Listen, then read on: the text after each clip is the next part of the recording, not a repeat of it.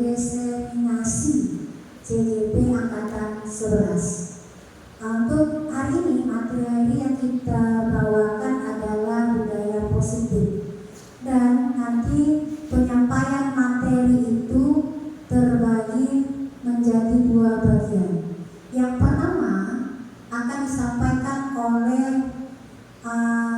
rekan saya, rekan CGP Angkatan 11, yaitu Ibu Nadia Utari, SPD. Dan nanti yang kedua akan saya sampaikan sendiri. Jadi intinya pada pertemuan kopel kita hari ini yaitu tentang budaya positif yang biasanya itu pasti berlaku di sekolah kita. Itu yang dapat saya sampaikan dalam pembukaan. Lebih memanfaatkan waktu, saya persilakan kepada pemateri kita yang pertama, yaitu Ibu Nadia Utari. Silakan Ibu Nadia.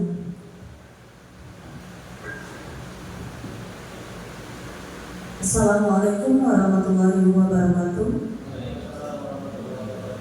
Terima kasih Bu atas kesempatannya. Baik Bapak Ibu, sebelumnya saya di depan di sini ya, bukan berarti saya yang paling tahu ya, akan tetapi saya yakin Bapak Ibu guru semuanya adalah guru-guru yang hebat, guru-guru yang luar biasa ya, yang terus berusaha untuk meningkatkan dan memajukan mutu pendidikan kita di sekolah. Nah, izinkan saya untuk mengimbaskan apa yang sudah kami pelajari di pendidikan guru penggerak Angkatan 11, khususnya di modul 1.4, yaitu tentang budaya positif. Nah, sebelum kita memulai kegiatan kita hari ini, nah kita ice breaking dulu Bapak Ibu. Nah, mohon maaf Bapak Ibu, silakan berdiri terlebih dahulu. Ayo Bapak Ibu, kita harus semangat karena sudah setengah hari kan kita lelah ya mengajar dan mendidik anak kita. Ice breaking-nya itu yuk kita senyum selama 30 detik. Nah sekarang silakan cari pasangannya ya, dan silakan berhadapan-hadapan. Silakan Bapak Ibu, boleh silakan berdiri dan berhadapan-hadapan. Ya silakan berhadapan dulu, cari pasangannya lalu berhadapan.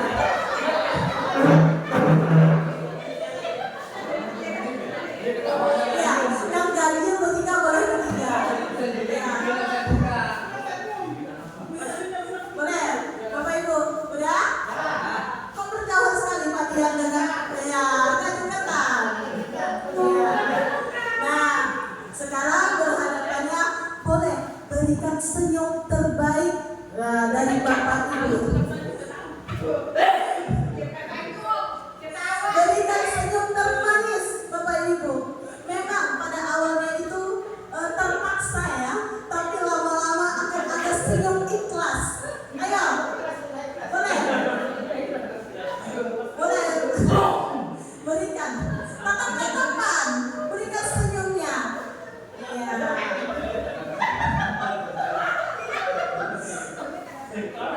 Baik. Sudah? Boleh. Terima kasih. Berikan tepuk tangan untuk kita semuanya.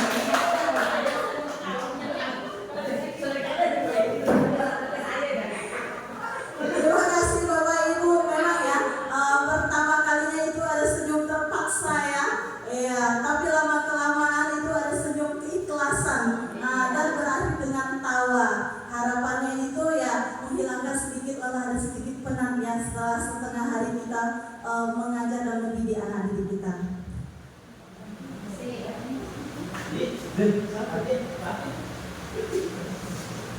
Baik Bapak Ibu, izinkan saya ya untuk masuk ke materi kita, yaitu tentang budaya positif.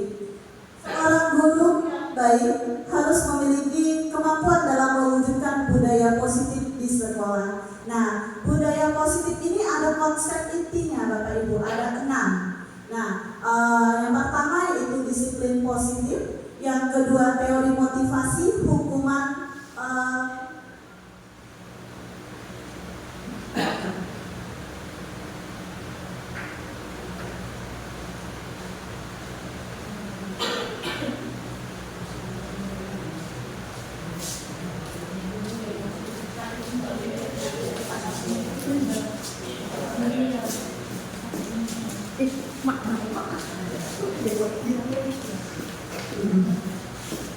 Ada teori motivasi, hukuman dan penghargaan, lalu restitusi. Ketiga, keyakinan kelas, kebutuhan dasar manusia, 5 posisi kontrol, dan yang terakhir segitiga restitusi. Nah, konsep ini akan kami bagi dua ya dengan rekan saya yaitu Bu Gerhardini.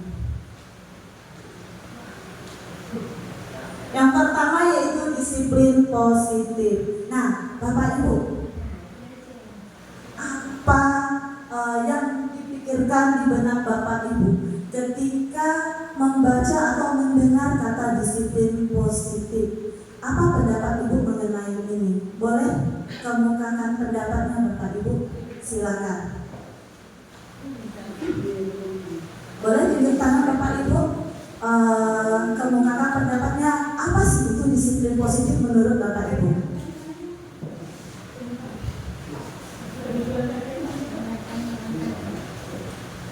Boleh Bapak Ibu?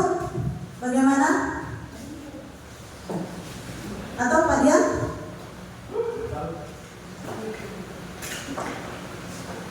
Atau yang lainnya boleh kemukakan pada apa sih?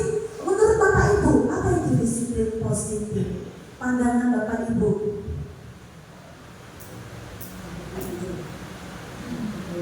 Persilakan Bapak Ibu kemukakan pendapatnya.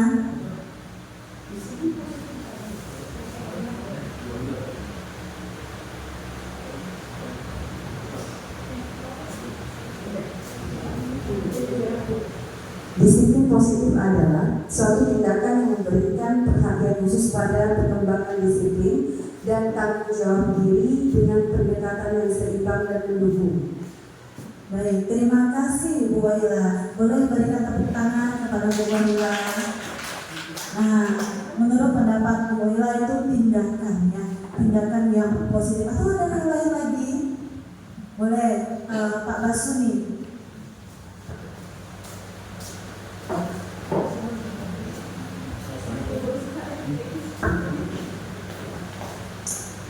Disiplin positif adalah suatu program atau rencana yang akan diberlakukan ke sekelompok orang untuk supaya perlakuan yang dilakukan nanti akan menghasilkan sesuatu yang terbaik atau sesuatu perubahan yang berlaku nantinya untuk menemukan satu budaya yang menghasilkan sesuatu yang bermanfaat ke depannya.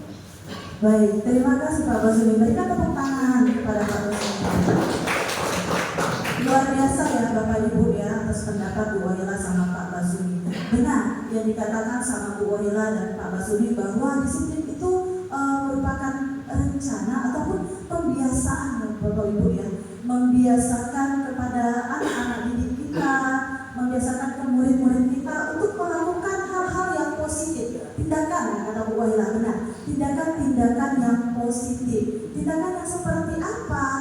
Nah, seperti kita meyakini kepada mereka bahwa apa yang dilakukan itu atas dasar kemauan mereka diri mereka sendiri.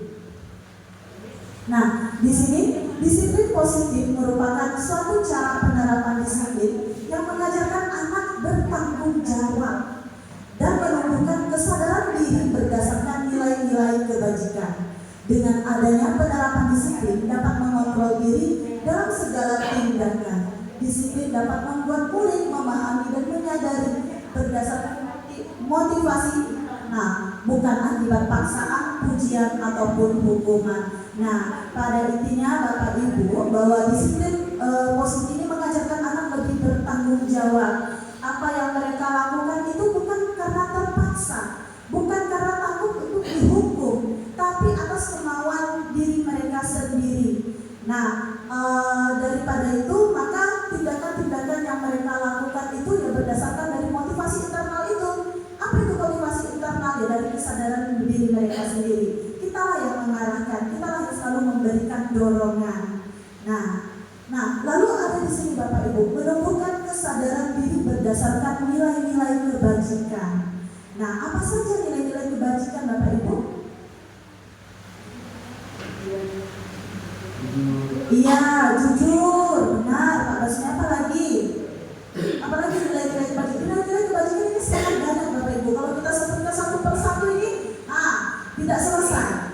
jujur, ya bertanggung jawab, saling menghormati, menghargai, ya disiplin, betul Bu Sa. Apalagi Bapak Ibu? Apa? Bagaimana? Bu Dewi? Iya, mandiri, ya. Iya, ya kita lihat di sini. Nah, di sini 6 karakter dalam profil pelajar Pancasila. Ini semuanya pasti kita sudah tahu ya Bapak Ibu ya, karena memang sudah kita kita berikan. Nanti akan kita nilai juga, ada penilaian juga di rapor di profil pelajar Pancasila. Ini ada 6 Bapak Ibu yang sudah melingkupi semua nilai-nilai kebajikan itu. Yang pertama, beriman, bertakwa kepada Tuhan Yang Maha Esa dan berakhlak mulia, mandiri, berkebinekaan global, bergotong royong, kreatif, bernalar kritis. Nah, misalnya kalau itu nilai kebajikan saling tolong menolong, ini masuknya ke mana Bapak Ibu? Kalau ke 6 karakter ini, kalau saling tolong menolong, iya, ya, itu masuknya ke karakter yang bergotong royong. Kalau misalnya inovatif, misalnya Bapak Ibu, ya masuk ke kreatif. Terima kasih Bapak Ibu. Nah, sekarang kita masuk ke konsep yang kedua, yaitu teori motivasi, hukuman, dan penghargaan restitusi. Teori motivasi. Kita berpikir dulu Bapak Ibu, apa sih itu motivasi sebenarnya? Kita datang ke sekolah, kita mengajar anak didik kita, itu kan pasti adanya motivasi ya Bapak Ibu. Lalu menurut pandangan Bapak Ibu, menurut pendapat Bapak Ibu, apa sih itu sebenarnya motivasi? Boleh Bapak Ibu kemukakan pendapatnya?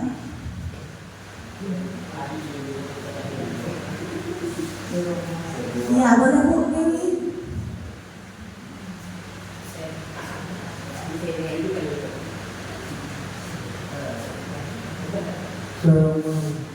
Ya, katanya Bu Dewi luar biasa ya, katanya motivasi itu adalah dorongan, ya semangat. Apalagi Bapak Ibu?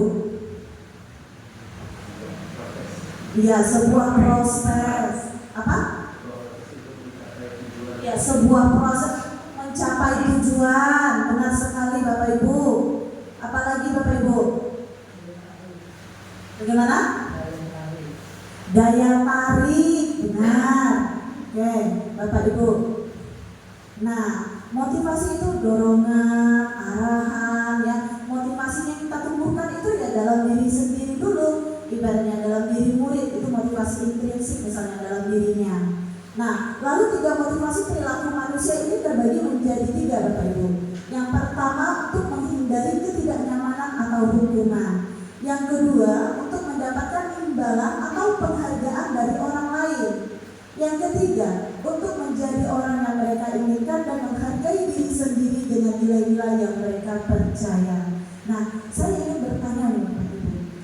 Kita di sini kan semuanya guru. Ketika kita datang tepat waktu ke sekolah, apa motivasi yang mendasari kita? Apakah kita itu karena untuk menghindari ketidaknyamanan dengan kepala sekolah, takut untuk mendapat teguran, atau yang kedua karena ingin dihargai, ingin dihormati, atau yang ketiga memang untuk kesadaran diri sendiri untuk menjadi pembelajar sepanjang hayat Bapak Ibu? Yang mana motivasi? Iya ya, untuk menghargai diri sendiri, menjadi pembelajar sepanjang hayat. Nah, lalu begitu juga Bapak Ibu, kalau kita bertanya kepada peserta didik, apa sih motivasinya pergi ke sekolah? Iya, kalau kita bertanya seperti itu pasti jawabannya belajar kan Bapak Ibu. Karena motivasi dirinya sendiri ya datang ke sekolah yang memang untuk belajar.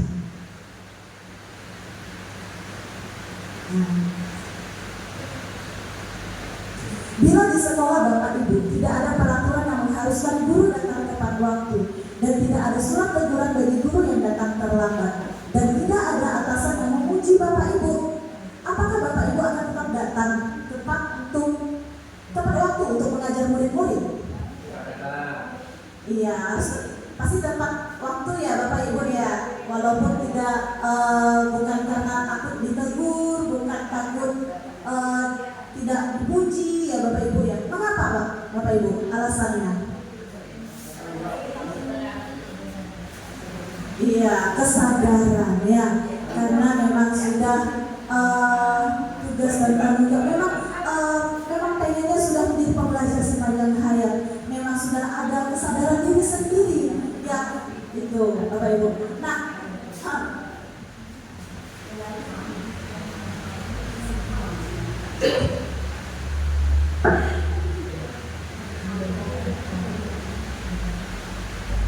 Nah, tapi Bapak Ibu, pada kenyataannya kalau kita bertanya ke peserta didik bahwa katanya motivasi bagi ke sekolah itu untuk belajar, tapi pada kenyataannya yang mendasari ketiga motivasi. Nah, ketiga motivasi perilaku manusia, kalau kita memandang murid-murid kita, di antara ini yang mana yang paling mendominasi Bapak Ibu? Iya, nomor 1. Ada lagi pendapat yang lain Bapak Ibu? Kalau kita memandang, kalau kita melihat, ya kita mengamati peserta didik kita, ketika motivasi perilaku murid ini, yang mana yang paling mendominasi? Nah, iya, yang paling pertama itu untuk menghindari ketidaknyamanan atau hukuman. Berarti, ya motivasi untuk kan murid itu masih motivasi intrinsipnya, ya. Seharusnya ya, inilah kita belajar budaya positif, kita belajar disiplin positif. Bagaimana kita menerapkan, memberikan dorongan, selalu menuntun, membimbing, mengarahkan anak yang melakukan tindakan-tindakan yang positif. Nah, seperti ya Pak Dia, Pak Basuni yang tidak bosan-bosannya ya selalu mengingatkan kepada peserta didik kita untuk melakukan tindakan-tindakan yang positif itu Bapak.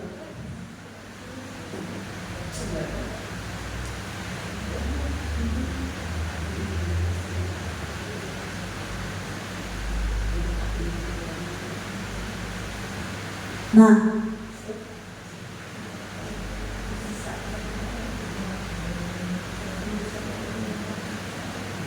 sekarang kita masuk ke hukuman, konsekuensi, dan restitusi. Nah, hukuman, konsekuensi, dan restitusi masuk ke teori motivasi juga ya Bapak Ibu, masih ke konsepnya. Hukuman dan konsekuensi restitusi. Bagaimana Bapak Ibu? Apa yang bagaimana pandangan Bapak Ibu mengenai ketiga ini Bapak Ibu? Mengenai hukuman, perbedaan di antara ketiganya. Apa itu hukuman, apa itu konsekuensi, apa itu restitusi, apa yang membedakan ketiganya Bapak Ibu? Boleh kemukakan pendapatnya?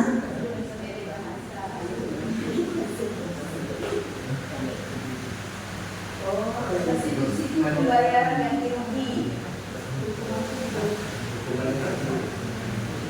Iya, perbedaan antara hukuman, konsekuensi, dan restitusi. Restitusi itu pembayaran yang rugi. Boleh Bu Ila? Pembayaran yang rugi.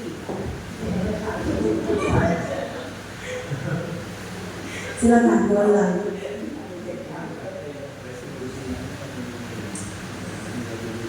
Ini menurut Lilian, restitusi dalam konteks hukum itu adalah ganti kerugian yang diberikan kepada korban. Itu restitusi, Bu Nadia. Oh, ganti restitusi itu ganti rugi. Ya, ganti rugi yang diberikan kepada pihak yang mungkin kita kena hukuman nanti ya. Iya. Nah, ada lagi pendapat yang lain? Mungkin mengenai tentang hukuman, konsekuensi, Bapak Ibu? Apa sih perbedaan ketiganya? Apa yang membedakannya? Nah, silakan Bu. Saya ingin berpendapat sedikit ya Bu Nadia. Kalau restitusi saya memang masih belum familiar, jadi belum paham apa itu restitusi.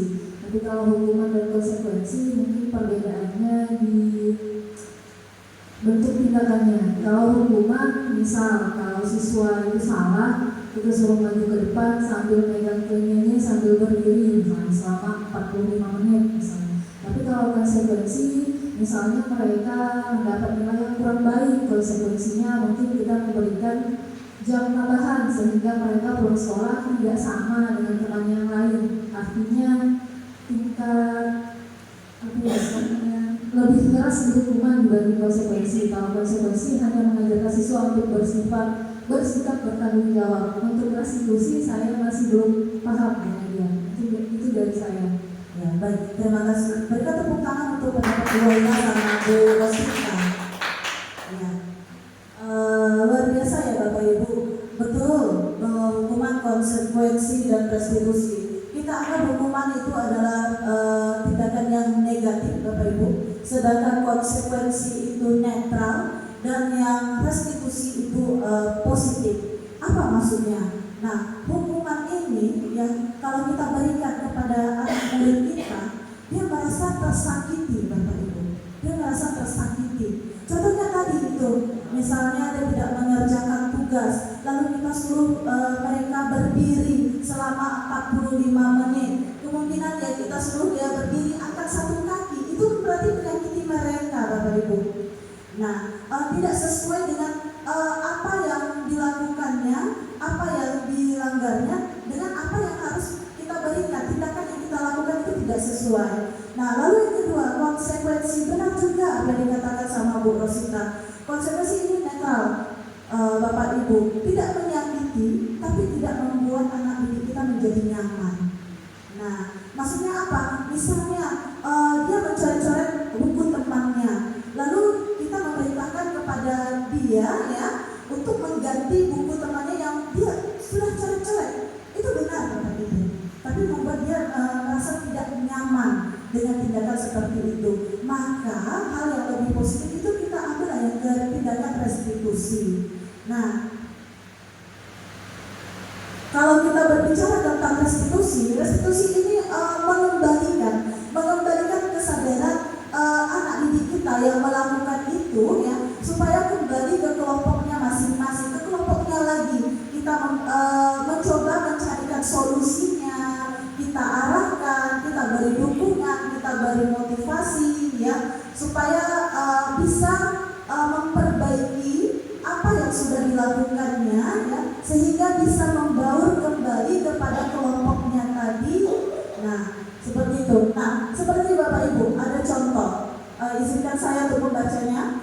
Iva kurang menguasai pelajaran matematika, sehingga pada saat pelajaran tersebut berlangsung, dia lebih banyak berdiam diri atau menggambar di buku pelajarannya. Pada saat guru matematikanya Pak Seno menanyakan pertanyaan, Iva menjadi gugup dan tak sengaja menjatuhkan tasnya dari kursi, serta tiba-tiba menjadi gagap pada saat berupaya menjawab. Seluruh kelas pun tertawa melihat perilaku Iva yang bicara tergagap dan terkejut tersebut. Pak Seno pada saat itu membiarkan teman-teman Iva menertawakan Iva yang tergagap dan malu luar biasa, dan malahan minta Iva untuk maju ke depan dan berdiri di depan kelas sambil menunjuk hidungnya karena tidak bisa menjawab pertanyaan Pak Seno. Kelas makin gaduh dan anak-anak pun tertawa melihat Iva di depan kelas memegang ujung hidungnya. Berdasarkan contoh kasus ini Bapak Ibu, apa yang dilakukan Pak Seno ini sudah sesuai atau belum Bapak Ibu? Benar apa tidak Bapak Ibu? Tidak. Apakah yang diberikannya ini sebuah hukuman atau konsekuensi atau restitusi Bapak Ibu? Iya. Hukuman. Terlihat dari mana Bapak Ibu? Sehingga Bapak Ibu bisa menyimpulkan bahwa tindakan Pak Seno ini berupa hukuman. Iya, dengan berdiri di depan kelas ya Bapak Ibu, dengan menunjuk hidungnya, betul Pak Ibu. Nah, lalu dari tindakan ini Bapak Ibu dengan menertawakan, apa nanti efek sampingnya ya? Apa yang dirasakan oleh Iva nantinya Bapak Ibu dengan tindakan yang seperti ini? Apa yang dirasakannya? Iya, dia akan merasa malu, ya betul Bu Betty, merasa tidak percaya diri. Nanti pada kemudian harinya, apabila dia akan menjadi anak yang malu dan takut untuk mengungkapkan pendapatnya, jadi kurang percaya diri, menjadi orang yang lebih pendiam dan tertutup itu. Bagaimana Pak Seno ini seharusnya Bapak Ibu? Apa yang dilakukan Pak Seno seharusnya? Iya, maksudnya gimana Pak Seno ini? Oh, tindakannya memanggil IFA setelah kegiatan pembelajaran, bertanya dulu apa faktor-faktor yang menyebabkan IFA menjadi diam diri, lalu tidak memperhatikan Pak Seno mengajar misalnya. Nah, apa yang menyebabkan? Pasti ada faktor dan alasan-alasan yang mendukung IFA melakukan hal tersebut. Betul nggak Bapak Ibu? Nah, saya jadi teringat Bapak Ibu dengan instruktur kemarin pas di pendidikan guru penggerak di modul 1.1 dengan Pak Nuno, saya tertegun Bapak Ibu dengan pernyataan Pak Nuno yang mengatakan kita tidak bisa memaksa anak untuk memahami diri kita, tapi seharusnya kita yang harus memahami mereka. Mengapa Bapak Ibu? Karena ya kita sudah melewati posisi mereka. Jadi kita seharusnya paham apa yang mereka rasakan saat di posisi mereka itu, karena kita sudah melewatinya. Berbeda dengan mereka tidak bisa memahami apa yang kita rasakan, karena mereka belum melalui posisi kita. Contohnya ya, saya juga merasakan Bapak Ibu. Misalnya saya udah setengah hari ini mengajar, mungkin banyak ya tindakan-tindakan anak didik kita di kelas yang lain yang membuat kita menjadi kurang senang, jadinya akhirnya bad mood Bapak Ibu. Ketika masuk jam terakhir udah cuaca panas ya, mereka itu berisik misalnya, tidak bisa tenang, kita jadi akhirnya marah-marah walaupun misalnya permasalahannya hanya sepele. Nah, mereka tidak paham Bapak Ibu apa yang kita rasakan ya. Mereka merasa panas, misalnya mereka berkipas semuanya di dalam kelas Bapak Ibu, mereka misalnya mereka tidur, atau kita tidak tahu apa yang mereka rasakan. Mungkin yang faktor-faktornya mereka kepanasan atau yang lain sebagainya. Karena itu makanya saya tertegun dengan apa yang disampaikan oleh Pak Nuno waktu di pendidikan guru penggerak. Dia memberikan pemahaman kepada kami bahwa kita tidak bisa memaksa anak didik kita untuk memahami apa yang kita rasakan, karena mereka belum berada di posisi kita. Sedangkan kita seharusnya lebih memahami apa yang mereka rasakan, karena kita sudah melewati proses mereka. Nah, sekarang masuk kita ke konsep yang ketiga Bapak Ibu, keyakinan kelas atau sekolah. Nah, apa sih itu keyakinan Bapak Ibu? Boleh berikan pendapatnya.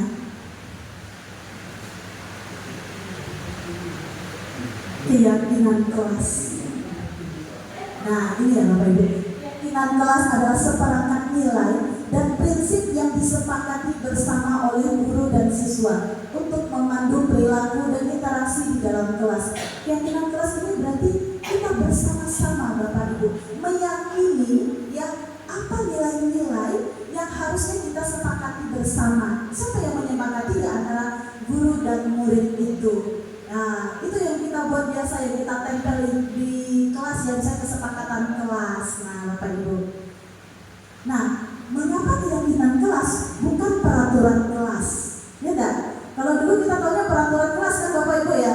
Sekarang sudah berganti menjadi keyakinan kelas. Mengapa kok keyakinan kelas bukan peraturan kelas? Boleh berikan pendapatnya Bapak Ibu?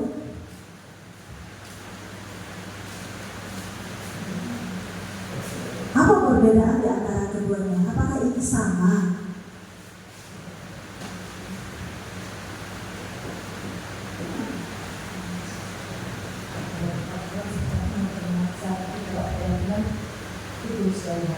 Iya, benar sekali Bu Bibi.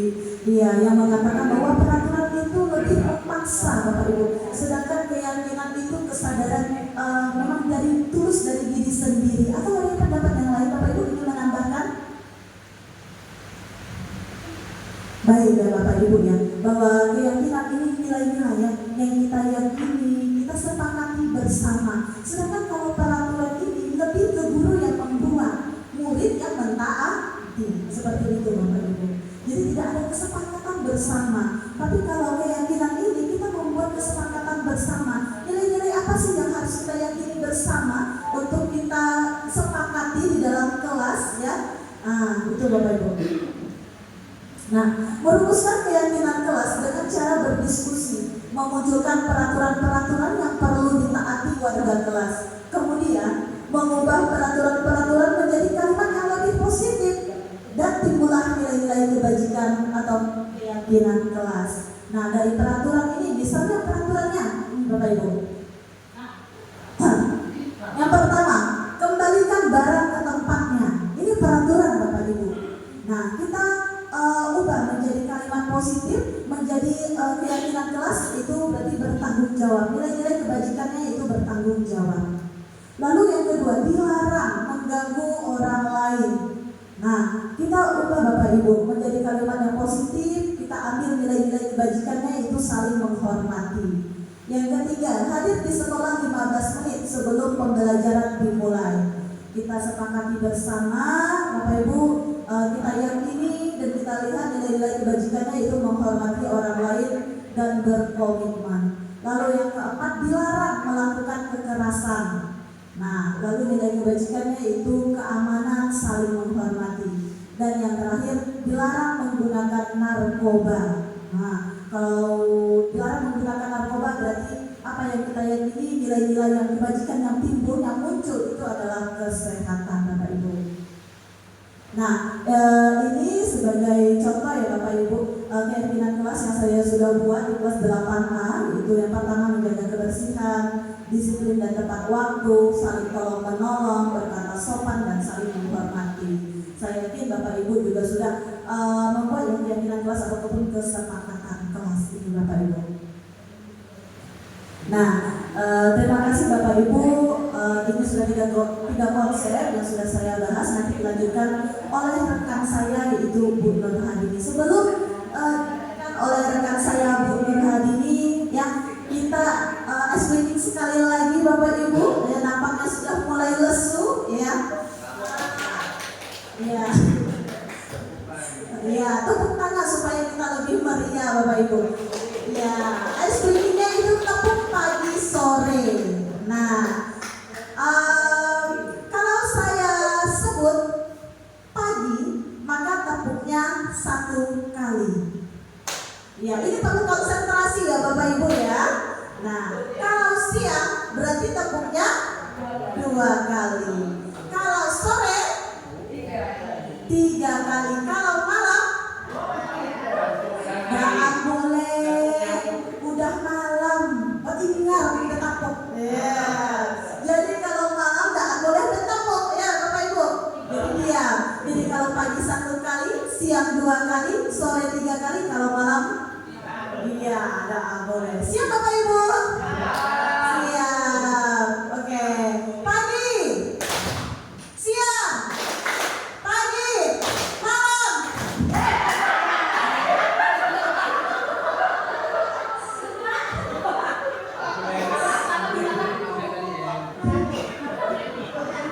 Baik, sekali lagi Bapak Ibu. Pagi, sore, malam. Pagi, siang, malam. Baik, terima kasih Bapak Ibu. Tepuk tangan untuk kita semua ya. Selanjutnya saya persilakan kepada rekan saya Bu Nur Hadini untuk melanjutkan ya konsep inti dari 4, 5, dan 6. Kepada Bu Nur Hadini dipersilakan.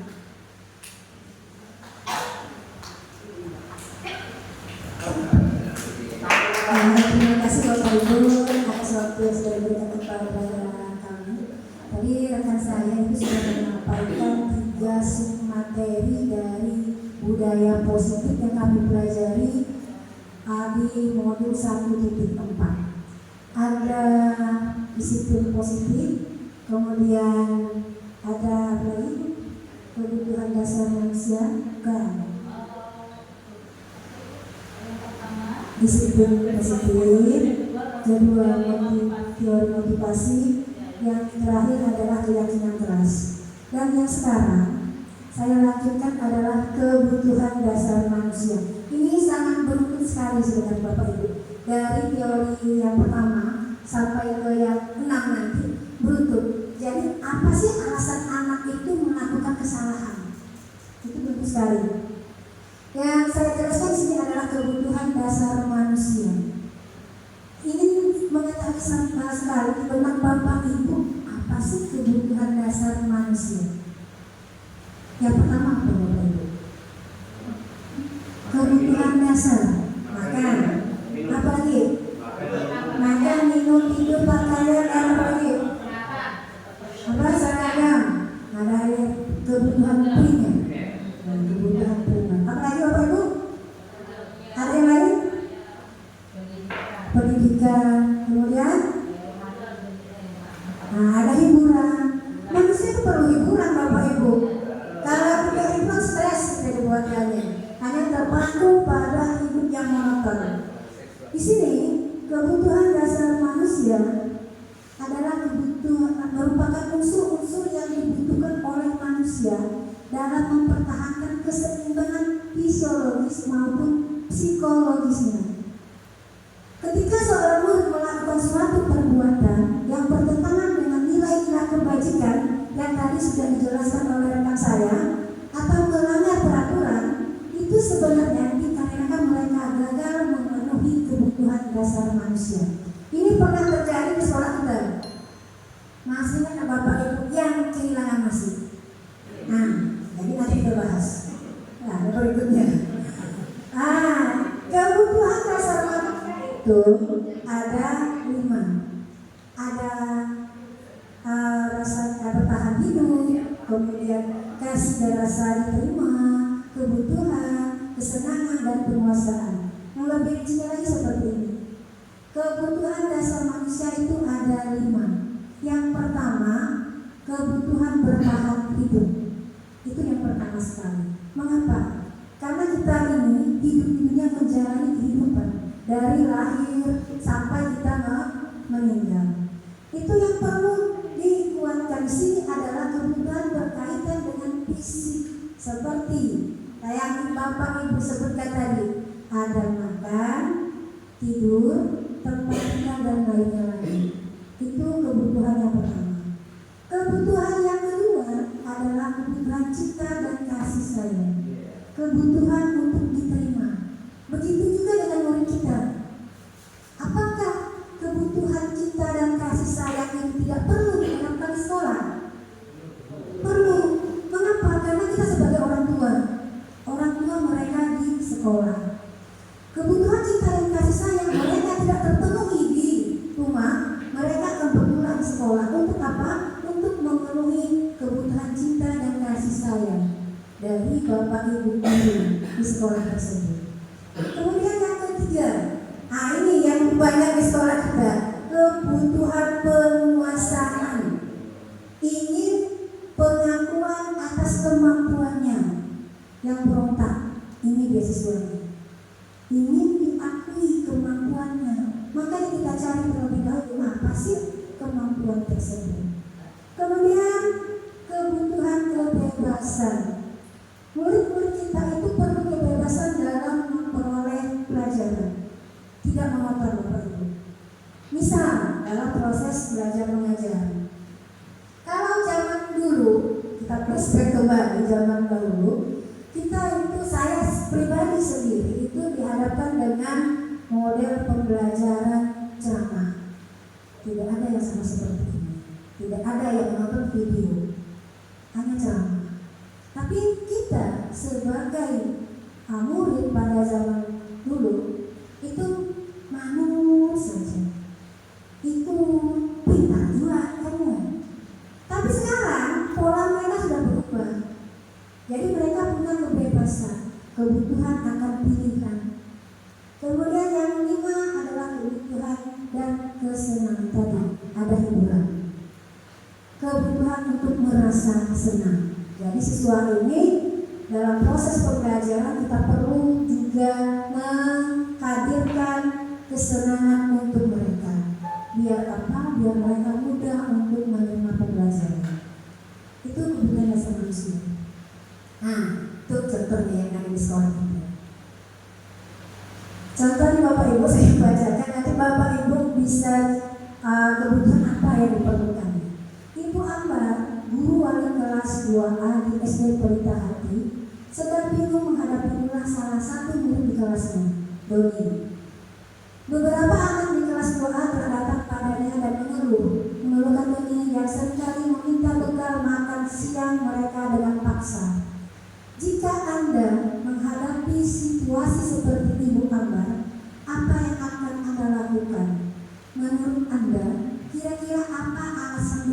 melakukan itu. Apa yang Bapak Ibu lakukan? Sama dengan kasus kita yang terjadi di sekolah kita, yang kehilangan bekal, talunnya habis, tinggal nasi. Apa yang kebutuhannya tadi? Kebutuhan ini Bapak Ibu dari 5. Dari kasus yang Doni tadi, meminta dengan paksa. Jadi apa Pak? Kebutuhan apa? Jadi kebutuhan apa yang belum terpenuhi oleh Doni, sehingga dia melakukan perlakuan seperti itu. Jadi pertama apa Bapak Ibu? Jadi perlu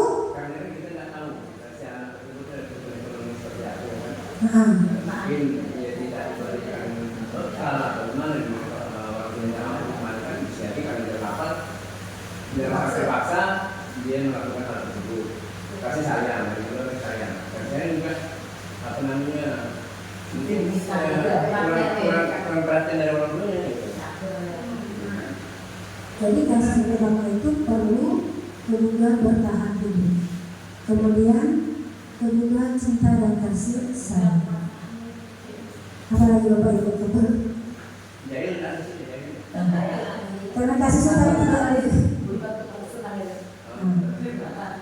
Jadi kebutuhan bertahan hidup dan kasih sayang. Mengapa? Makanya Bapak Ibu, dari kasus ke kasus itu kita perlu dulu kita klarifikasi terlebih dahulu.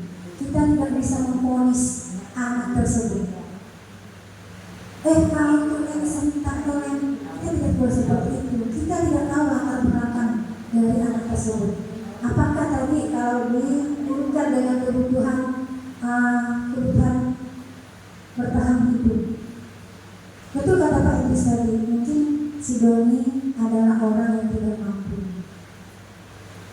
tidak dibekalkan oleh orang tuanya nasi, jadi merasa lapar. Jadi bertahan hidup merasa lapar, minta paksa dengan temannya.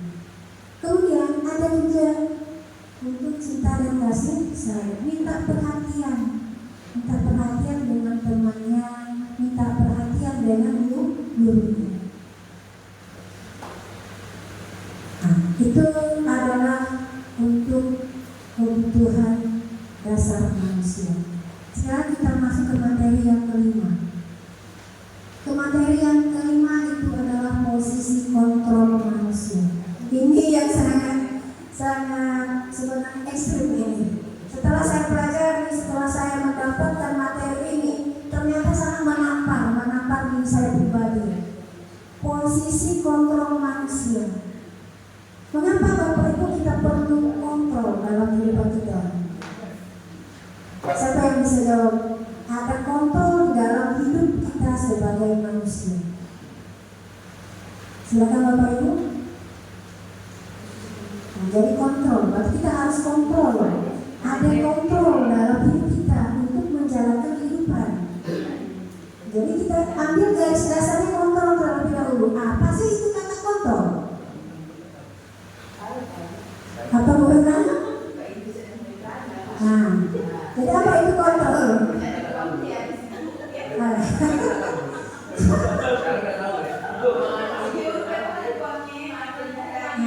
Itu nanti karena jadi posisi kontrol, kita perlu kontrol dalam hidup apa? Pengendalian dalam hidup, dalam diri pribadi. Untuk mengendalikan orang, kita perlu mengendalikan diri kita terlebih dahulu. Tidak bisa kita mengendalikan orang itu tanpa mengontrol diri kita pribadi. Apa sih itu posisi kontrol manusia?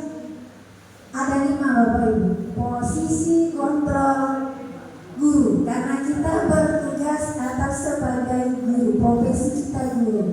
Yang pertama, penghukum. Maaf Bapak Idris, bukan guru olahraga, bukan guru olahraga, tapi sebagai penghukum. Yang kedua,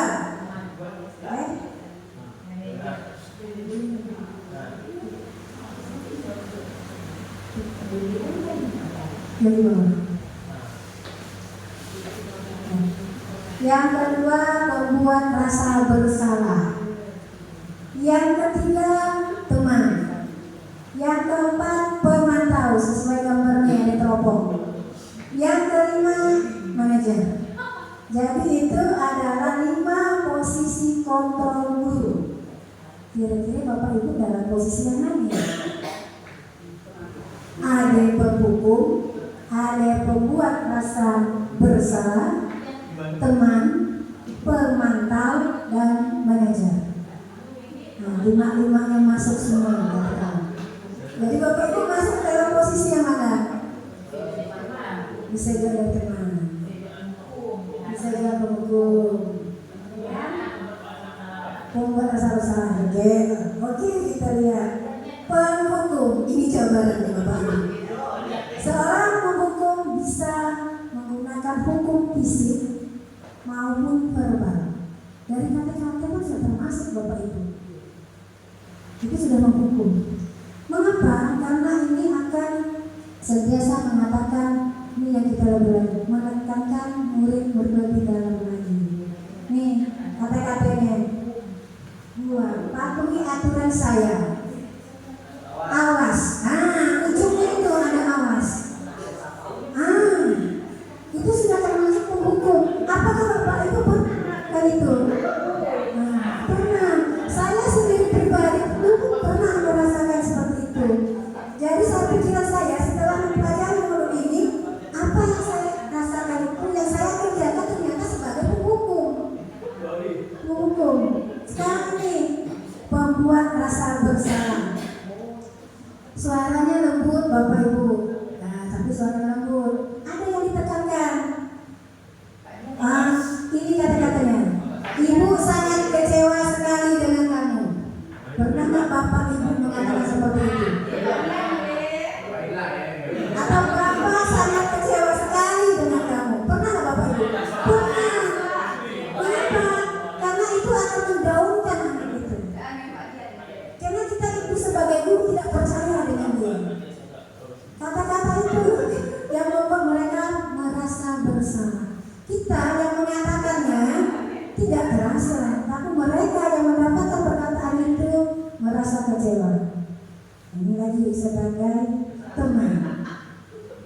Sebagai teman, tidak menyakiti murid, tapi berupaya mengontrol melalui persuasi.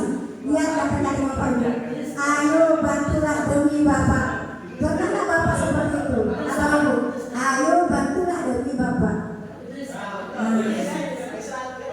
Ayo ingat itu bantuan Bapak selama ini. Jadi ada feedback. Bagus. Tapi ketika Bapak tidak membantu mereka, apa yang mereka rasakan? Berarti kecewa. Bapak Ibu itu bukan sebagai temannya. Dia merasa kecewa. Awal-awal ya mereka, Bapak ini adalah teman saya atau Ibu ini adalah teman saya. Ya, tapi lama-lama ketika Bapak Ibu tidak membantu mereka, mereka akan kecewa. Itu proses teman. Yang teropong tadi sebagai pemantau. Ini pemantau Bapak Ibu.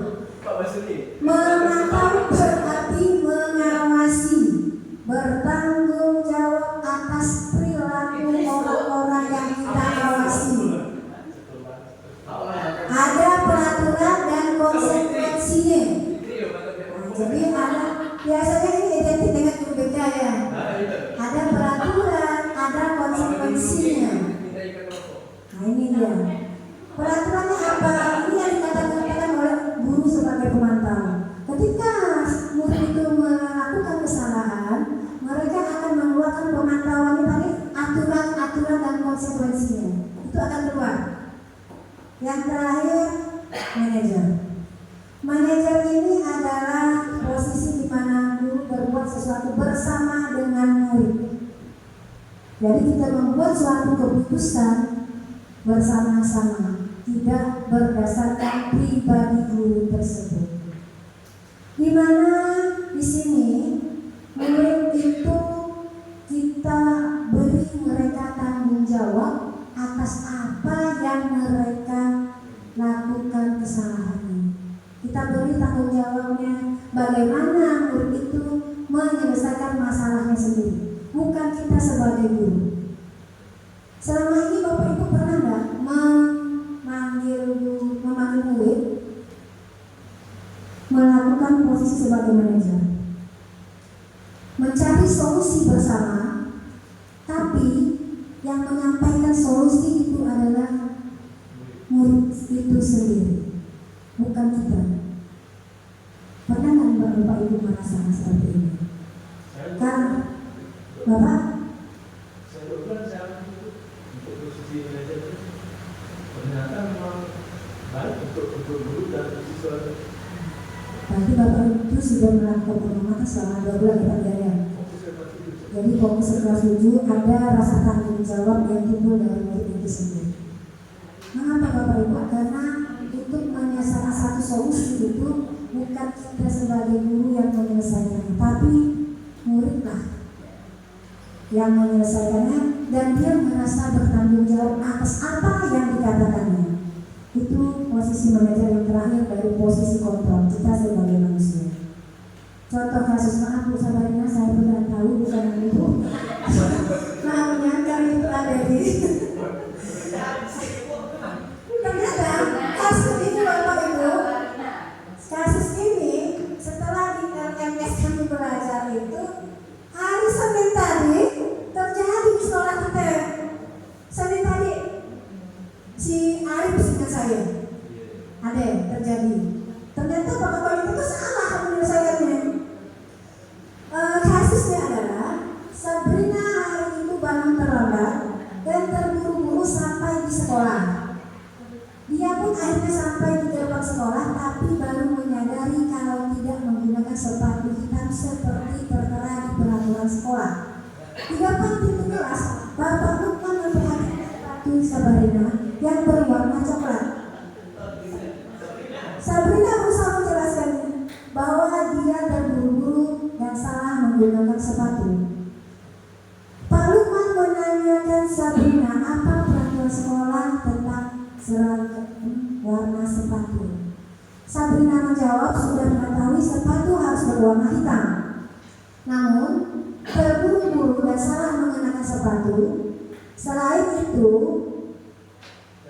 tidak mungkin kembali pulang karena rumahnya jauh, Pak Lukman tetap berisi keras pada peraturan yang berlaku dan mengatakan, ya sudah, kamu sudah melanggar peraturan sekolah, kamu salah. Sudah terlambat, salah pula warna sepatunya. Segera buka sepatumu kalau tidak bisa menggunakan sepatu sesuai dengan peraturan.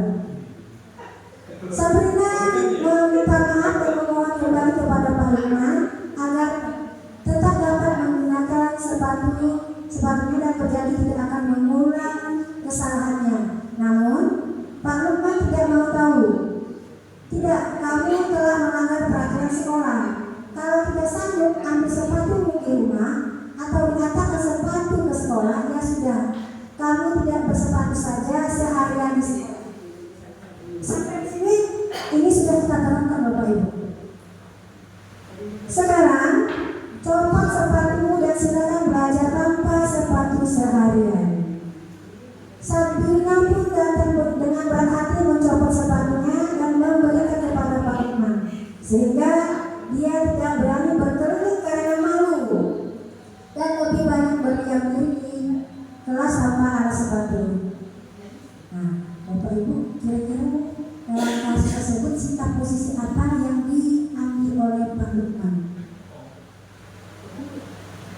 Posisi apa Bapak Ibu? Pak penghukum. Berdasarkan apa Bapak Ibu? Tidak mau tahu alasannya. Kemudian apa lagi Bapak Ibu? Pemantau. Ya, pemantau. Mengapa pemantau Bapak Ibu? Karena ada peraturan, ada penghukum, ada tahu. Nah betul. Memang Bapak Ibu memang ada penghukum dan pemantau. Kira-kira kasus tadi Bapak Ibu, apakah sekolah itu sudah betul sebagai penghukum dan sebagai pemantau. Betul ya Bapak Ibu? Betul. Sebagai penghukum dan sebagai pemantau, dalam posisi kontrol, kita sebagai seorang guru itu sebaiknya sebagai pemantau dan manajer. Mengapa Bapak Ibu? Karena kalau pemantau kita berdasarkan aturan. Manajer juga sama. Manajer itu berdasarkan tanggung jawab dari siswa tersebut. Lebih aman kita ke manajer. Setelah manajer tidak teratasi, kita kembali dari pemantau. Tapi untuk pemantau ini Bapak Ibu harus ada catatan-catatan kesalahan yang dibuatkan oleh murid itu. Kita tidak bisa langsung memberi hukuman. Misalnya itu kan baru pertama kali karena terlambat, tidak melihat sepatunya berwarna coklat. Berarti ada toleransinya. Kalau minggu depan dia seperti itu, barulah kita kembali ke posisi pemantau tadi berdasarkan aturan-aturan dan ada konsekuensinya. Yang selama ini kita terapkan itu ternyata benar atau salah Bapak Ibu? Kalau dia hanya satu kali melakukan itu kita salah. Salah. Jadi kalau udah berulang-ulang kali mungkin karena kita punya aturan. Iya Pak. Berarti kan selama ini yang kita terapkan adalah yang paling bijaksana itu adalah posisi sebagai manajer dan balik ke pemantau. Yang selama ini saya pribadi sudah melakukan beberapa tahun yang lalu selama mengajar itu sebagai pembuku, pembuat rasa bersalah, kemudian sebagai teman. Ternyata itu bersifat negatif kepada siswa. Kita selesai dulu. Oke Bapak Ibu, kita lanjut kembali di materi kita terakhir yaitu tentang segitiga restitusi. Segitiga restitusi ini adalah langkah terbaik yang kita ambil dalam penyelesaian masalah. Dimana tadi rekan saya sudah menyampaikan ada hukuman, ada konsekuensi, ada restitusi. Yang pertama tadi hukuman membuat efek yang tidak baik bagi siswa kita yang bersifat negatif atau biasanya disebut dengan identitas gagal Bapak Ibu. Mengapa? Karena itu hukuman akan membekas kepada anak murid kita nanti setelah dia tua pun masih mengingat itu hukuman. Kalau yang tadi kemarin konsekuensi ini netral. Mengapa netral? Karena dia tahu apa yang dilakukannya, apa yang harus bertanggung jawab terhadap kelakuan tadi. Itu netral. Restitusi ini adalah yang bersifat positif. Mengapa positif? Karena dia bertanggung jawab atas apa yang telah dia perbuat. Sekarang ada yang solusi dari penyelesaian masalah dengan segitiga restitusi. Ini bagaimana? Pertama adalah menstabilkan identitas. Ini Bapak Ibu. Yang langkah pertama adalah menstabilkan identitas, kemudian validasi tindakan yang salah, kemudian menanyakan keyakinan. Awal-awal ini kita menstabilkan identitas. Kita bertanya kepada murid, kamu bukan satu-satunya yang pernah melakukan ini. Kemudian setiap orang pasti pernah melakukan kesalahan. Karena ini adalah proses dari pembelajaran Bapak Ibu. Setiap orang itu pasti melakukan salah. Kemudian kita validasi tindakan yang salah, yaitu ini dia. Kamu tahu punya alasan mengapa melakukan itu. Kemudian adakah cara yang lebih efektif untuk mendapatkan apa yang kamu butuhkan? Ini adalah validasi tindakan yang salah. Kemudian yang terakhir menanyakan keyakinan. Keyakinan kelas apa yang telah kita sepakati? Berarti dia melanggar keyakinan kelas apa? Kemudian kamu ingin menjadi orang seperti apa? Jadi kita tumbuhkan tanggung jawabnya di sini, menanyakan keyakinan. Yang lebih lengkap ini Bapak Ibu.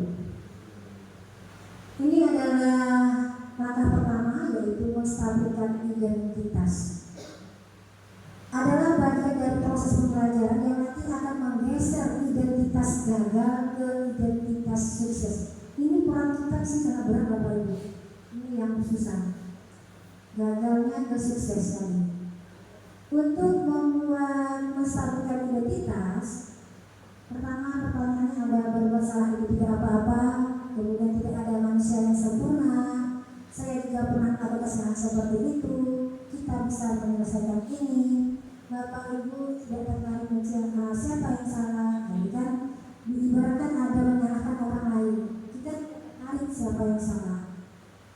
Tapi Bapak Ibu atau ingin mencari solusi dari permasalahan ini.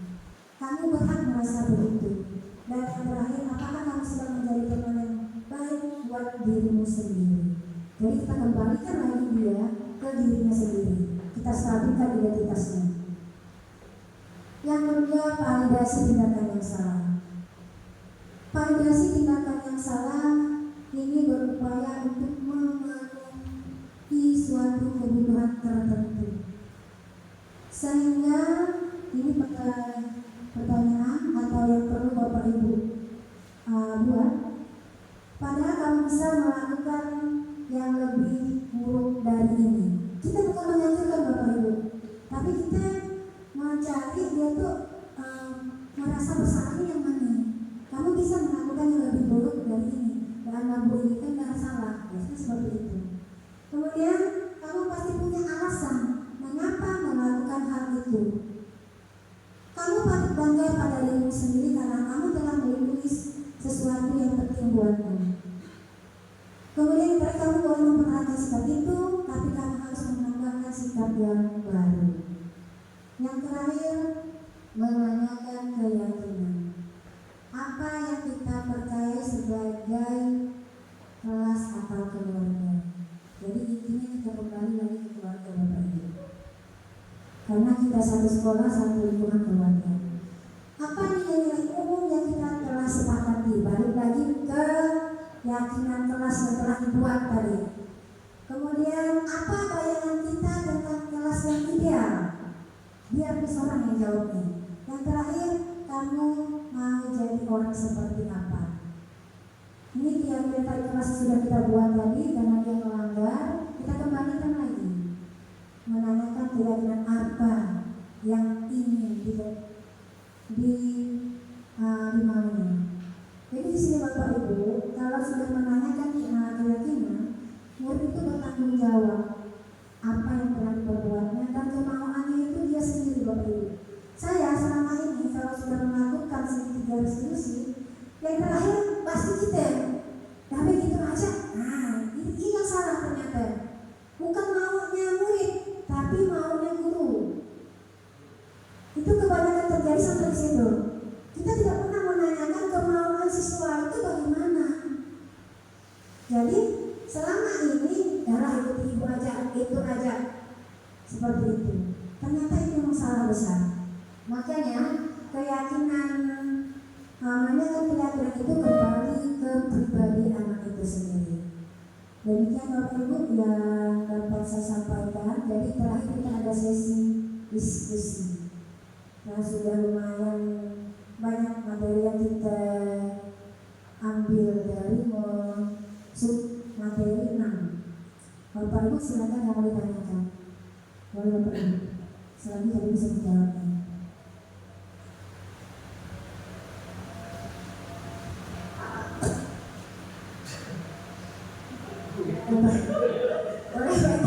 Mumpung megang mikrofon silakan Pak.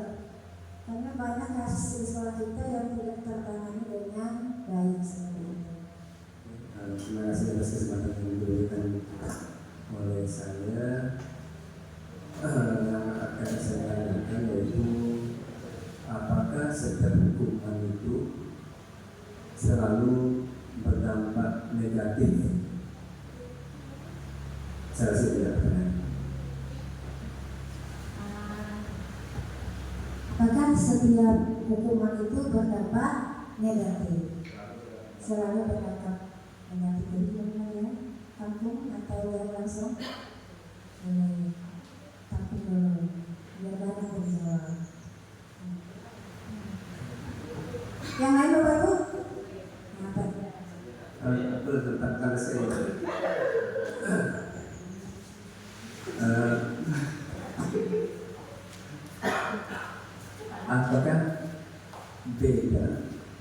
antara hukuman dan sanksi. Apakah beda antara hukuman dan sanksi? Ya, Langsung sudah. saya sudah dulu.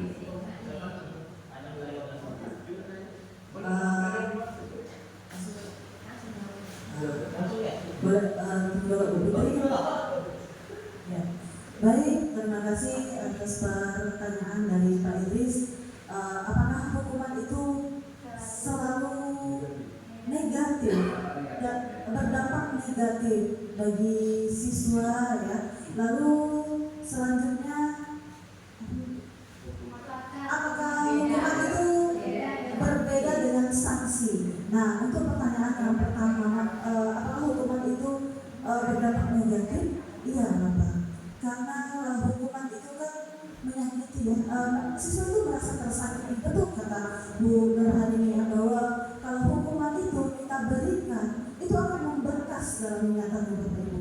Contohnya kita saja ya, waktu kita masih di sekolah, waktu SD, kita pasti pernah merasakan kenangan-kenangan pahit waktu kita sekolah. Kita pasti pernah, saya contohnya ya Bapak Ibu ya, waktu di kelas 7 ya, kelas 7 saya dikenalkan sama teman saya di belakang ya, karena waktu itu pas zamannya alfaling ya kan, ada sapuk-sapuknya dengan alfaling ya, dicoleklah teman saya di belakang ya, yuk tulis namamu, jadi apa namamu di alfaling gitu ya kan, maklum sapuk tadi ya. Sekarang mungkin merasa gurunya di depan itu, saya ini tidak merasa tidak mendengarkan, tidak menyimak, tidak menghargai dia di depan. Saya pernah dilempar sama pakai penghapus Bapak Ibu, dilempar karena dia merasa saya tidak menyimak apa yang sedang dia belajar gitu Bapak Ibu, proses pembelajaran.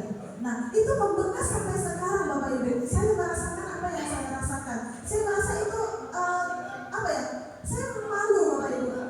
Saya malu bahwa saya dilempar. Nah membekasnya itu memang benar Bapak Ibu. Jadi saya merasa bahwa hukuman itu ya memang membuat siswa merasa tersakiti sehingga membekas dalam ingatan sampai ke depannya, sehingga dapat sampai ke dewasa. Nah, lalu yang kedua, apakah hukuman dan sanksi itu berbeda? Nah, kalau sanksi itu masuk ke konsekuensi ya, Bu ya, masuk ke konsekuensi. Nah, dari yang tadi itu bahwa hukuman itu berdampak negatif. Nah, berdampak panjang bagi siswanya. Nah, jadi sampai membekas sampai dewasa. Sedangkan kalau konsekuensi ini netral, tidak menyakiti, tapi tidak membuat nyaman bagi siswanya. Nah, misalnya tadi kalau misalnya mencolek buku temannya, lalu sanksinya apa? Nah, kan tidak mungkin kita memberinya, oh push up kamu 15 kali. Berarti itu sebuah hukuman bagi dia, karena menyakiti. Dia merasa dirugikan, dia merasa ya akan membekas dalam ingatannya, dia pasti akan ingat sampai ke dewasa nanti. Tapi kalau seandainya ya, kalau misalnya dia mencolek buku temannya, lalu kita beri sanksi, kita beri konsekuensi. Oh misalnya, apa yang harus kamu perbuat? Tindakanmu seperti apa? Oh misalnya menggantikan buku temannya yang sudah dicoret-coret, itu namanya sanksi atau konsekuensi. Atau misalnya menjatuhkan membasahi buku temannya, ya, atau yang lain sebagainya, itu berupa sanksi atau konsekuensi Bapak. Terima kasih.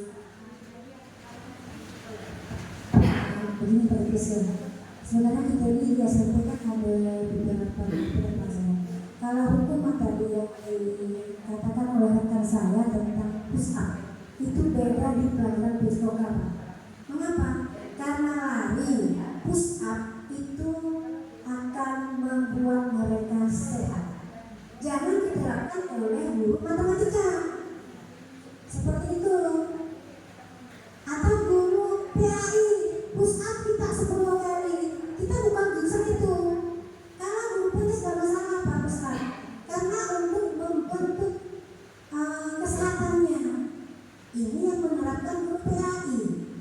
Dan belajar push up kalau 10 kali itu berbeda Pak konsepnya. Itu adalah hukuman. Nah kalau kontejas dia lebih masuk ke konsekuensi. Karena tidak tepat waktu lari 10 kali, boleh Pak. Karena penjas itu membantu kesehatan siswa. Seperti itu Pak. Ada pertanyaan lain Pak?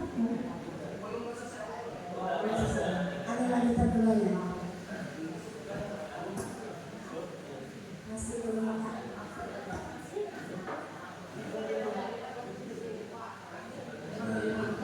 Oke, terima kasih di kalian ini dapat menjelaskan perbedaan hukuman dan sanksi. Ya.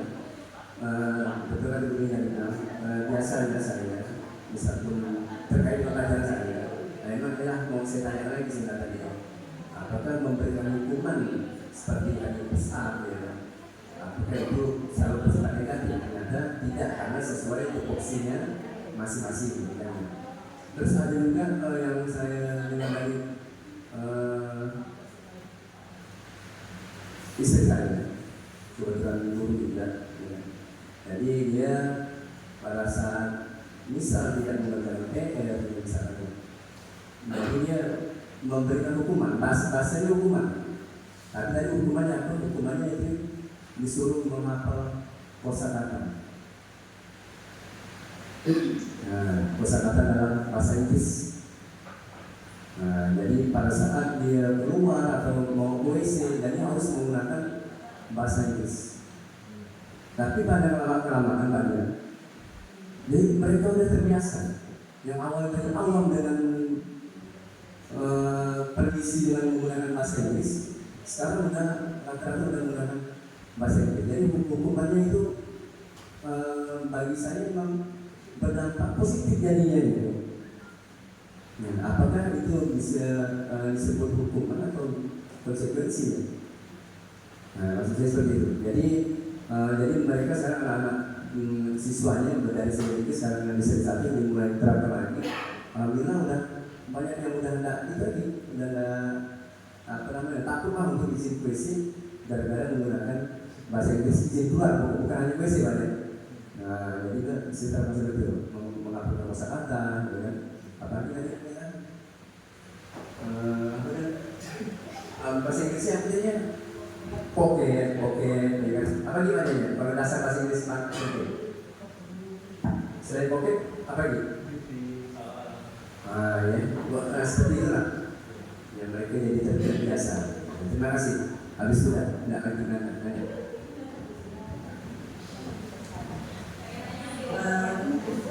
Terima kasih Bapak mengenai itu ya. Kalau menurut saya ya itu bukan sebuah hukuman ya, tapi berarti kan ibu ini kan guru bahasa Inggris ya. Berarti ibu ini sudah membuat keyakinan kelas yang sudah disepakati bersama dengan peserta didik. Apa nih yang harus kita sepakati di dalam kelas? Oh, misalnya tadi menggunakan menggunakan bahasa Inggris apabila mau isi keluar, misalnya seperti itu ya Bapak Ibu ya. Jadi itu bukan sebuah hukuman, bukan juga sebuah konsekuensi, tapi memang itu keyakinan kelas ya yang sudah dibuat bersama yang akhirnya disepakati. Begitu. Jadi betul kata Bapak. Jadi menjadi menumbuhkan motivasi intrinsik di peserta didik sehingga mereka tuh sadar apabila mereka ingin izin keluar ya ataupun ada hal lainnya mereka perlu menggunakan kosakata bahasa Inggris. Akhirnya kalau mereka perlu sekali ya mereka jadinya menghafal, jadi terbiasa, jadinya berdampak positif. Terima kasih. Jadi intinya seperti ini. Kita kan guru mata pelajaran, ngajar berbeda-beda. Keyakinan kelas itu harus kita kuat. Kita tidak bisa mengatakan itu hukuman, itu konsekuensi, itu restitusi. Tapi keyakinan kelas tidak kita buat. Kan seperti itu. Seharusnya keyakinan kita kelas kita buat dulu. Untuk pelajaran ibu ini apa yang ingin kita bikin. Jadi itu bukan hukuman dari Bapak Ibu. Setelah mereka melakukan kesalahan, kita ada ini keyakinan kelasnya. Berarti apa yang harus dilakukan? Berarti itu bukan hukuman. Bisa dipahami Bapak Ibu? Jadi intinya buatlah keyakinan kelas terlebih dahulu. Biar apa? Biar mudah kita memberi sanksi kepada siswa yang berulah tadi. Jadi ini kan kita keyakinan kelas juga dibuat. Aturannya langsung kita lakukan. Salah nggak? Salah. Mereka tidak tahu apa sanksinya. Yang salah kita. Jadi buatlah keyakinan kelas terlebih dahulu. Itu yang dapat saya katakan, Bapak. Gimana, Pak? Alhamdulillah. Ini pertanyaan berikutnya. Katakan sampai besok. Oh, Bu Rika, takut saya. Ayo, asli. Terima kasih. Izin bertanya terkait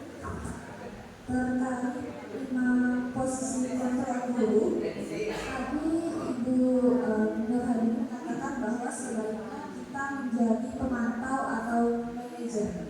Nah, bagaimana ketika kita sudah melakukan pemantauan atau kita menjadi manajer tersebut yang melakukan diskusi untuk mendapatkan hasil, nah itu tidak menghasilkan perilaku yang baik atau tidak membuahkan hasil sama sekali. Nah, solusi seperti apa yang bisa kita lakukan untuk menghindari tadi melakukan posisi penghukum atau pembuat rasa bersalah? Terima kasih. Baik Bu, terima kasih atas pertanyaannya.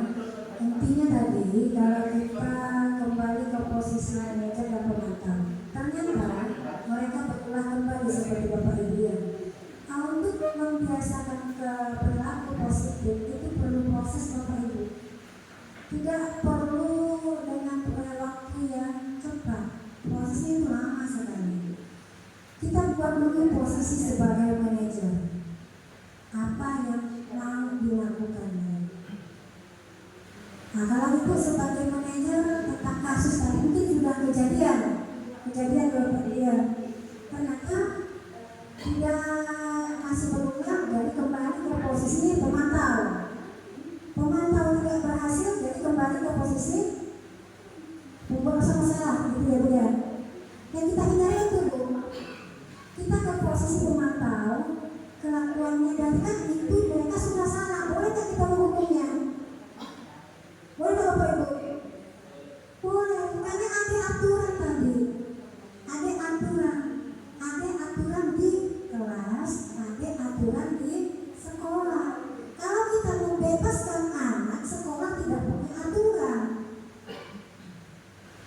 Jadi intinya, sebelum kita memberikan sanksi sama dengan kasus yang tadi, kita buat dulu apa yang mau mereka lakukan.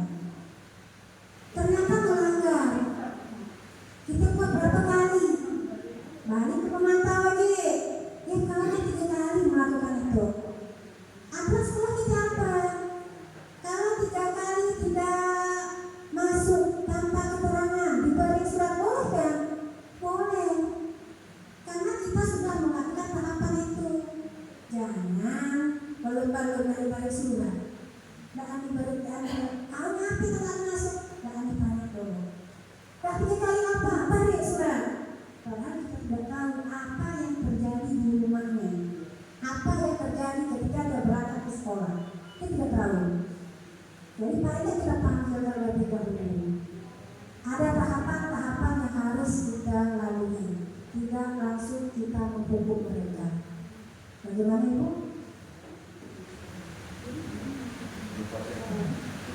Jadi yang saya pahami yaitu kita harus melakukan pemantauan manajer terlebih dahulu. Nah, ketika dari kedua tersebut tidak berjalan, maka baru boleh diberikan hukuman.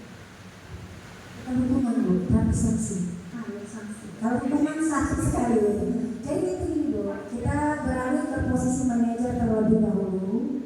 Awalnya kita cari apa yang menyebabkan mereka tidak hadir. Itu sebab-sebabnya. Kita beri mereka tanggung jawab. Kalau dia akan hadir lagi, apa yang akan dilakukan? Dia akan bertanggung jawab. Berarti kan dari dirinya seorang.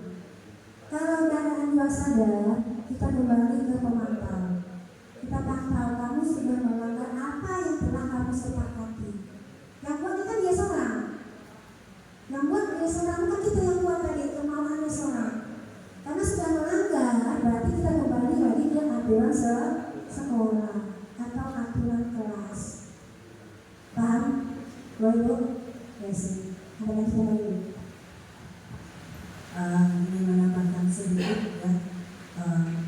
Jadi kalau kita ya sebagai guru ya, tidak henti-hentinya, tidak bosan-bosannya untuk selalu menuntun anak ya, dengan mendampingi, mengarahkan ya, agar anak itu melakukan hal-hal yang lebih positif. Dan tentunya kita sebagai guru itu menjadi contoh ya, teladan bagi murid-murid kita. Tuh, terima kasih. Saya mau begitu.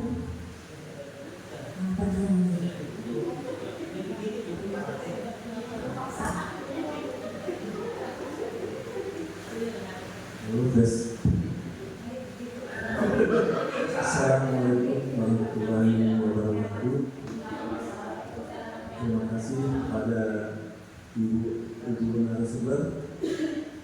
Saya memiliki dua pertanyaan, tetapi sebelumnya saya juga ingin menanggapi hal yang disampaikan Pak Idris. Kebetulan pada kelas 7 saya juga telah menerapkan keyakinan kelas, terutama pada penggunaan bahasa Inggris ketika akan ke toilet atau masuk ke kelas tanpa hukuman atau tanpa sanksi. Kemudian mereka hanya diberi waktu sekitar seminggu, dan saya juga mempersiapkan untuk melatih mereka agar mereka tetap menggunakan bahasa Inggris meskipun salah mereka tetap berbahasa Inggris. Kalau tidak berbahasa Inggris, saya hanya memberikan gambaran, Bapak izinkan keluar. Yang penting ngomong asal bahasa Inggris, biar salah-salah. Nah, yang pertanyaan pertama saya adalah masalah konsep budaya positif. Kalau menurut ibu-ibu CGP ini, apakah budaya positif ini hanya dapat diimplementasikan di sekolah saja oleh para siswa dan juga para guru? Apakah implementasi yang sebenarnya di luar sekolah tidak kita dapatkan budaya positif tersebut? Saya ambil kasus misalnya pada tahun 1979.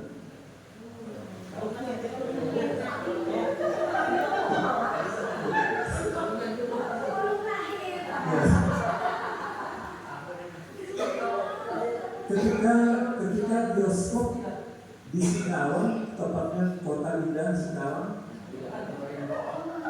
menerapkan anak yang di bawah 17 tahun tidak boleh masuk ke bioskop kalau di spanduknya bertuliskan untuk 17 tahun ke atas. Nah, pada saat itu ada seorang anak kelas 1 SD swasta berdiri di Singkawang, tidak bisa masuk dan tidak diizinkan oleh satpam atau hansip saat itu. Dan anak tersebut menangis karena ditinggal masuk oleh kedua orang tua yang di dalam bioskop. Memang saya.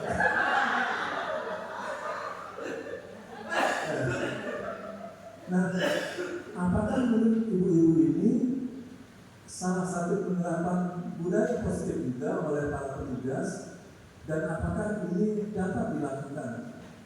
Itu yang pertama, Bu. Yang kedua, seandainya ibu-ibu ini para CGP atau nanti sedang menjadi GP menghadapi situasi atau kondisi di sekolah yang rata-rata rekan ibu dan kepala sekolah ibu bukan GP ataupun CGP, ibu hanya sendiri saja, dan menghadapi situasi sekolah di mana guru menerapkan hukuman insidentil. Begitu ada kesalahan, langsung melakukan tindakan tanpa keyakinan kelas atau keyakinan sekolah. Saya menyebut sekolah pun adalah sebuah komunitas belajar, open. Nah, bagaimana ibu berani meyakinkan rekan-rekan ibu yang tidak sepaham, yang tidak sejalan dengan ibu-ibu dan tidak sepaham dengan pendidikan ibu sebagai CGP, agar mereka bisa memahami konsep budaya positif yang seharusnya dilakukan di sekolah. Karena ibu hanya sendiri misalnya, bagaimana ibu-ibu menyikapi hal tersebut? Saya kira hanya itu saja. Mudah-mudahan dapat memberikan pencerahan bagi kita semua dan meningkatkan dan memajukan sekolah kita. Itu saja, terima kasih. Wassalamualaikum warahmatullahi wabarakatuh. Terima kasih banyak. Waalaikumsalam warahmatullahi wabarakatuh. Ini pertanyaan yang luar biasa beratnya karena kejadian SD tahun 1979. Saya pun belum lahir Bapak Ibu, jadi saya tidak mengalami, tapi seolah bisa saya jawab Pak. Namanya budaya positif Pak, kalau kita terjadi di sekolah harus berada di lingkungan, terutama lingkungan keluarga. Karena pembelajaran atau madrasah yang utama adalah keluarga. Bagaimana kita mendidik anak kita? Dari keluarga barulah ke sekolah, barulah ke masyarakat umum, seperti itu Pak. Jadi intinya Pak, yang tadi yang bioskop itu mewajibkan penontonnya berumur 17 tahun ke atas. Bahkan sekarang di tayangan TV pun ada YouTube 13 tahun ke atas, bimbingan orang tua 17 tahun ke atas, itu sudah ada Bapak Ibu. Cuma kita tidak sadar di mana, karena itu sudah di ranah lingkungan keluarga, bukan kita sebagai guru, seperti itu Pak. Kalau diterapkan di lingkungan kita, kalau saya kembali ke keluarga, saya menerapkan itu Pak. Jadi kan karena anak-anak kita masih di bawah 17 tahun, saya memang melarang anak saya keluar malam Pak. Kalau mau nonton bioskop, pergi sampai saya. Kemudian nontonnya pun untuk semua umur. Itu untuk saya sebagai budaya positif di lingkungan keluarga. Jadi berani lagi kita berpendidikan di lingkungan keluarga. Seperti itu Pak. Nah, kalau saya maksud lagi meninggalkan anak saya, tentu saya tidak tega. Meninggalkan anak saya sendiri di luar bioskop akan membekas dia nanti ke depan Pak. Kalau anak itu tumbuh menjadi pribadi yang dewasa, dia akan menularkan itu kepada anaknya. Dulu saya ditinggalkan mama, ditinggalkan bapak nonton bioskop, nanti akan berketerusan berkelanjutan. Jadi kita potong itu di keluarga. Seperti itu pertama dari Ibu Nadia. Baik, terima kasih untuk yang pertanyaan tentang bioskop ya Bapak Ibu, atau yang pertanyaan yang pertama. Kembali lagi kepada keluarganya, betul kata Ibu Nadia. Ya, kalau saya sebagai orang tua gara-gara nonton bioskop saya meninggalkan anak, jadi saya aja meninggalkan anak setengah hari ngajar aja saya salut, betul murid saya. Ya, apalagi sampai cuma nonton bioskop demi kesenangan diri sendiri sampai untuk meninggalkan itu kembali ke keluarganya lagi. Iya, kembali ke orang tuanya lagi. Ya, lalu yang kedua, saya rasa kalau nonton bioskop itu saya juga tidak tahu ya Pak, karena waktu itu saya juga belum lahir ya. Apakah di bioskop itu tontonannya seperti apa? Kalau memang dari petugasnya membuat peraturan bahwa 17 tahun ke atas, ya kemungkinan saja film-filmnya itu memang tidak layak untuk ditontonkan, untuk ditayangkan untuk 17 ke bawah, itu masih di bawah umur. Terima kasih Bapak. Lalu yang kedua ini, Yang kedua, yang menghadapi situasi kita sekarang, karena di situ dulu hanya iya. untuk mendapatkan guru kita yang menghukum tanpa kekerasan itu sebagai kriminalitas. Kalau saya membayangkan Pak, kalau seandainya saya ya merupakan guru penggerak yang pertama atau yang hanya sendiri saja di sekolah itu ya, lalu ada guru yang memang selalu melakukan hukuman tanpa menerapkan keyakinan kelas terlebih dahulu yang disepakati, maka yang pertama ya saya mengajak kepala sekolah ya bersama-sama berkolaborasi, berdiskusi bagaimana tindakan yang terbaik. Tapi memang ini ya Pak, kalau masalah seperti ini memang tidak mudah ya dari kita ya, perlu banyak proses yang harus dilalui ya, tentunya dari diri saya pasti akan memberikan contoh terlebih dahulu Bapak Ibu ya, karena untuk kalau ya terus mengajak untuk melakukan yang terbaik, untuk menerapkan keyakinan kelas, hal yang positif itu pasti. Tapi Tapi ya tidak bosan-bosannya kita pasti akan memberikan contoh yang terbaik, menjadi pandangan yang gitu, dan ya mengajak berkolaborasi dengan kepala sekolah dan seperti itu. Mungkin kita akan Bu. Kita bahas sedikit dari saya. Intinya Bapak Ibu, kita di satu lingkungan sekolah ini adalah keluarga.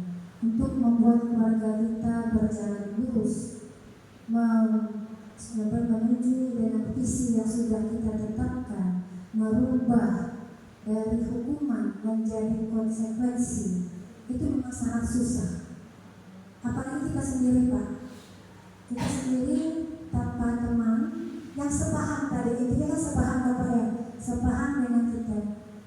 Tetap kita lakukan kolaborasi Pak, dan juga pasti ditunjukkan oleh pribadi kita sendiri bagaimana kita menyelesaikan masalah itu dan apa hasilnya.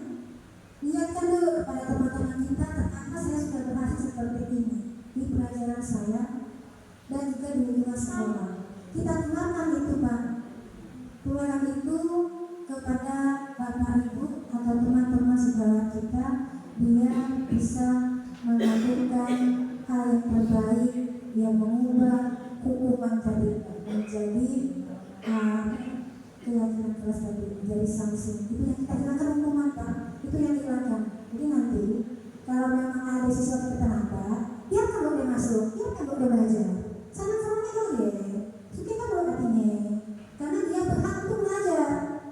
Karena saya tertampar sekali waktu belajar apa, belum gurunya nanya, saya ngasihkan WC aja, memang tertampar sekali bagi saya. Luar biasa. Kan dulu dia belajar, bukan dia punya hak untuk belajar. Bisa istirahat kita panggil.